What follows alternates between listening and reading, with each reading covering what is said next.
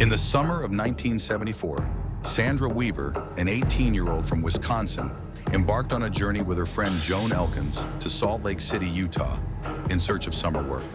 The two hitchhiked their way to Utah and stayed at the home of a young man they met upon arrival. Both secured jobs at a warehouse, planning to return home by the end of summer for college and Sandra's sister's wedding.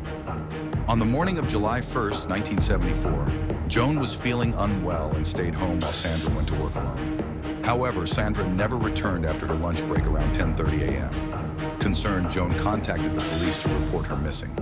Despite her fears, authorities initially believed Sandra's disappearance to be temporary. The next day, on July 2nd, 1974, hikers discovered the body of a young woman in Debec Canyon, Colorado, near the Colorado River. The woman was found naked, with signs of having been beaten and suffocated.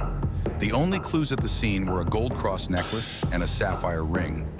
For months, the woman's identity remained a mystery until January 1975, when dental records and contact lenses confirmed her as Sandra Weaver.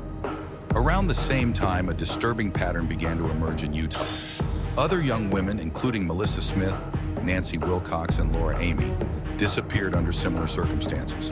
Their bodies were found beaten, strangled, and dumped in remote canyons.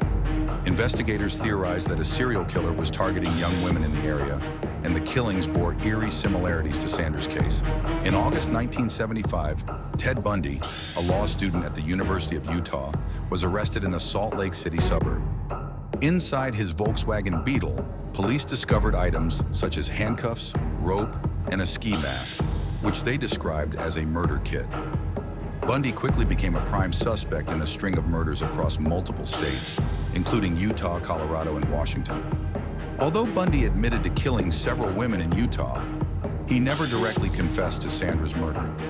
Investigators suspected him due to circumstantial evidence, such as his presence in the region and his consistent method of luring, abducting, and killing young women. Bundy later claimed to have 8 victims in Utah, but he refused to confirm Sandra as one of them. Ted Bundy was executed in 1989, leaving many of his crimes shrouded in mystery. Sandra Weaver's murder remains officially unsolved, though Bundy is widely believed to have been responsible.